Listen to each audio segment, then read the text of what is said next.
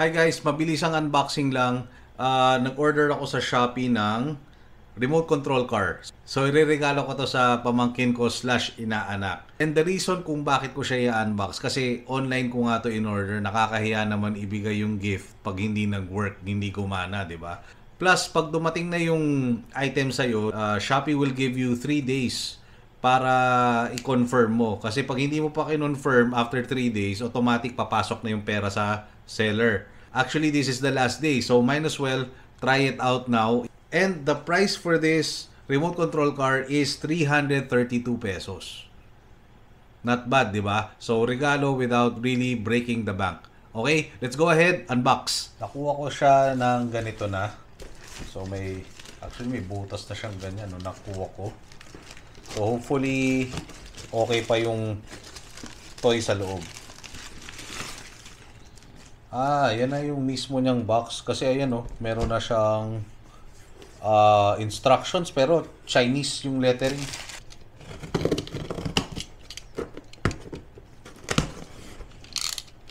So when it comes to the packaging, talagang yan lang, brown box lang siya. Walang kaarte-arte yung packaging niya. And pagbukas mo, ayun na siya kagad. So I'm just hoping it works. First, we have the rechargeable batteries here. Ito yata yung sa remote, tapos ito yung sa car mismo. And labas muna natin yung controller. Sobrang sikip na sikip sa loob Saktong-sakto Siguro dapat medyo malaki ng konti yung box nila. Okay, yan na siya. Ito na yung controller niya. And lastly, yung Buggy RC. I'll just get a screwdriver, then we'll test it out. Oh, may kasama na palang screwdriver na maliit. That's it. Okay, so dito yung dalawang AA battery. Okay. As long as gumana siya, masaya na ako. Turn on. Ayun, naka-on na siya. Okay. Hindi ako sure kung may power to. Try ko muna i-charge sandali. Ito siya. Ito yung USB. Then, just pasok lang natin. Okay. You'll hear a clicking sound. So, in-on ko na siya. Tapos, naka-on na rin yung controller. Try natin yung forward. Gumagana naman. Back. Yan. Forward. Back. Tapos try natin yung wheels kung nagra-right. Right. Left. Right. Left. View. Okay naman siya actually. Pero yung pa-right niya medyo hirap. Versus dun sa pa-left. Mas madali siya mag-left Pero pag magra-right, medyo masirap. Yan. Matagal siya mag-right.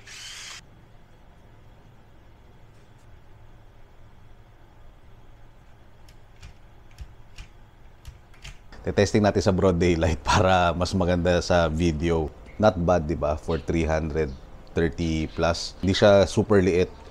Okay siya medium size. Ilagay ko na yung battery kagabi. Pero ito yung itsura niya. Okay. So, kitang-kita sa broad daylight.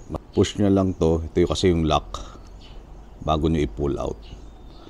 Tapos, once na ma-pull out nyo, makikita nyo naman dito, may dalawa siyang pin. Ayan 500 mAh lithium-ion battery.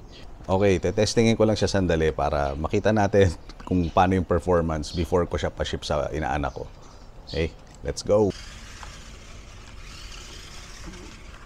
Pansin ko lang yung pa-right niya, hindi ganun kaganda versus dun sa pa-left. Mas maganda yung response sa yung pa-right niya. Mas maganda yung response pag pa-left, umiikot kaagad. Pero yung right hindi masyado. Okay. So yun lang. I would rate this probably 7 out of 10. Hindi ko lang alam kung tatagal yung toy. Sana tumagal. Also yung battery life niya. And for the most part, pag natuwa naman yung bata, nag-enjoy, that's the priceless part, diba? So this is a good buy. I will recommend this. Ilalagay ko na lang yung link doon sa description ng video. Happy birthday, Kali, may inaanak and na-break in ko na yung toy just to make sure it's working. I hope matuwa ka dito sa small gift ni Ninong. And nag-add din ako ng konting NBA cards para, start the kids young, guys. So I hope to see you guys again on my next review. Please like and subscribe to my channel. Bye!